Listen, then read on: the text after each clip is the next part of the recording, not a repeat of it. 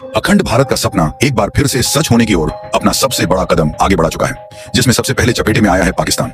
भारत के कई बड़े एक्सपर्ट पिछले कुछ महीनों से कह रहे हैं कि सिंध और सर क्रीक वाला इलाका किसी बड़े बदलाव की तरफ बढ़ रहा है। शुरुआत में यह बातें लोगों को सामान्य लगती थी, मगर अब रक्षा मंत्री से लेकर मिलिट्री अधिकारियों तक से जो लगातार बयान आ रहे हैं, उनसे साफ दिख रहा है कि भारत इस रीजन में बहुत गहराई से प्लानिंग कर रहा है।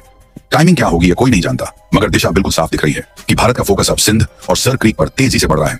कुछ हफ्ते पहले जब राजनाथ सिंह ने कहा था कि कराची का रास्ता सर क्रीक से होकर निकलता है, तब भी संकेत मिल गए थे कि यह सिर्फ एक सामान्य टिप्पणी नहीं है। कराची पाकिस्तान का सबसे बड़ा शहर है और यह सिंध प्रांत में आता है। उसी से आगे बढ़ते हुए हाल ही में उन्होंने एक और बड़ा बयान दिया कि सिंध सभ्यतागत रूप से हमेशा भारत का हिस्सा रहा है और भविष्य में सीमाएं बदल सकती हैं और कोई नहीं जानता कि कल को सिंध फिर से भारत में वापस आ जाए। ये बयान जितना बड़ा है उतनी ही बड़ी उसके पीछे की हकीकत है। पाकिस्तान लंबे समय से एक बेहद कमजोर और अस्थिर देश की तरह काम कर रहा है और सिंध प्रांत वहां पर सबसे ज्यादा अनफेयर ट्रीटमेंट झेल रहा है। पानी को लेकर लगातार झगड़े हैं, बजट में बराबरी नहीं है और डेवलपमेंट के नाम पर भी सिंध पीछे धकेला जा रहा है। ऐसे में यह सवाल बिल्कुल तार्किक है कि क्या भविष्य में सिंध एक बेहतर भविष्य के लिए भारत के साथ जुड़ने की तरफ झुक सकता है, क्योंकि इतिहास से लेकर संस्कृति तक दोनों क्षेत्रों के बीच गहरा रिश्ता रहा है। ये बात भी याद रखनी चाहिए कि आज से 2 साल पहले उत्तर प्रदेश के मुख्यमंत्री योगी आदित्यनाथ ने भी यही कहा था कि भारत चाहे तो सिंध को वापस ले सकता है। इसी तरह जब हम अपने राष्ट्रगान में उन क्षेत्रों के नाम सुनते हैं जिनके साथ भारत 2019 में सिंध को वापस ले सकता है कि सभ्यता जुड़ी है, तो उसमें पंजाब, सिंध, गुजरात, मराठा, द्रविड़, उत्कल, बंगा सब शामिल है। ये बताता है कि भारत की पहचान इन हिस्सों के साथ कितनी गहराई से जुड़ी हुई है और यही बात लोगों के दिलों में आज भी जिंदा है। इतिहास की बात करें तो सिंध पूरे भारतीय सभ्यता की शुरुआती नींव का सबसे अहम हिस्सा रहा है।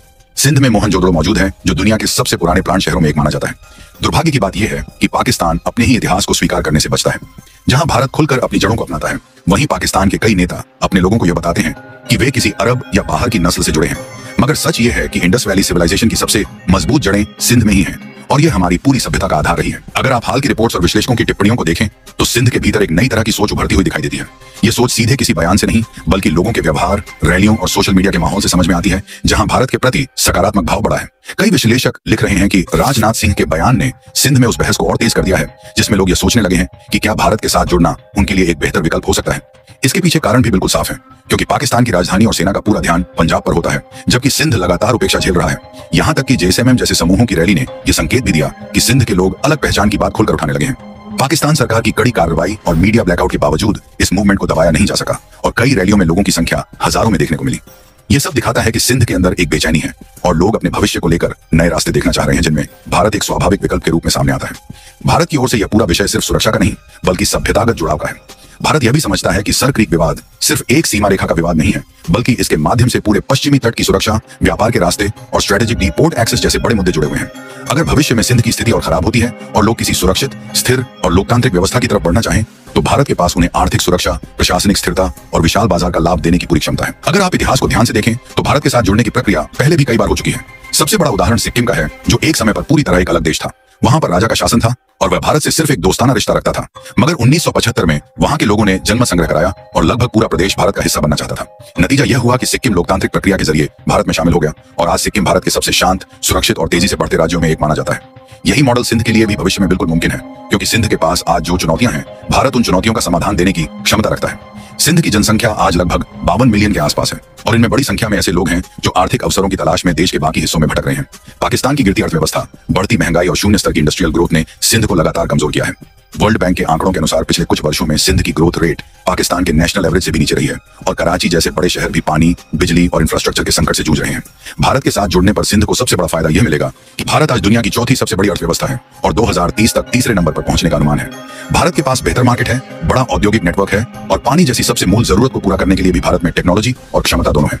इंडस वाटर सिस्टम को लेकर पाकिस्तान में जिस तरह झगड़े होते हैं, वही झगड़े भारत अपने राज्यों के बीच बैठकर हल करता है और यही मैनेजमेंट सिंध के लिए भी बहुत बड़ा बदलाव ला सकता है। जब हम अखंड भारत की अवधारणा की बात करते हैं तो उसमें सिंध हमेशा से एक केंद्रीय हिस्सा रहा है। अखंड भारत का भाव किसी सैन्य विस्तार का नहीं, बल्कि सांस्कृतिक एकता का प्रतीक है। इतिहास, भाषा, रीति रिवाज और सभ्यता, इन सब ने मिलकर सिंध को भारत की पहचान के बीचों बीच रखा है। सिंधु नदी से ही हिंदू शब्द निकला था और इसी से हमारे देश का नाम इंडिया, हिंदुस्तान विकसित हुआ। यह सिर्फ इतिहास नहीं है, बल्कि एक भावनात्मक संबंध है जो हजारों साल से बना हुआ है। भारत के लोग और विशेष रूप से वे परिवार जिनके पूर्वज सिंध से निकले थे, आज भी अपने पुराने घर, अपने पुराने बाजार, अपने मंदिर याद करते हैं। 1947 में लगभग 11 लाख हिंदू सिंध से भारत आए और सिंध की कुल हिंदू आबादी का 95% भारत में बस गया। यह इतिहास दिखाता है कि सिंध का सांस्कृतिक रिश्ता भारत से कितना गहरा है और अगर भविष्य में कभी सिंध के लोग एक बेहतर विकल्प के लिए भारत की ओर देखें तो यह कोई असंभव कदम नहीं होगा। जिस तरह सिक्किम भारत के साथ जुड़कर सुरक्षित और प्रगति वाला प्रदेश बना, उसी तरह सिंध के लिए भी यह रास्ता खुला है, बशर्ते वहां के लोगों में वह इच्छा पैदा हो। और वहां के लीडर की बात करें तो खबरें साफ बता रही हैं कि राजनाथ सिंह जी द्वारा दिए गए इस बयान का स्वागत उन्होंने बेसब्री से किया कि वो भारत में शामिल होना चाहते हैं। जहां इस बात को आप मनी कंट्रोल की इस रिपोर्ट में देख सकते हैं। बाकी आप लोग अपनी राय कमेंट में बताइए कि क्या सिक्किम की तरह सिंह भी भारत में शामिल होगा या नहीं। अपनी राय कमेंट में जरूर बताएं। अगर वीडियो पसंद आए तो लाइक और शेयर करना बिल्कुल मत भूलना और ऐसे ही खबरों से अपडेटेड रहने के लिए चैनल को सब्सक्राइब करके बेल आइकन को ऑल पर जरूर सेलेक्ट करें। जय श्री राम।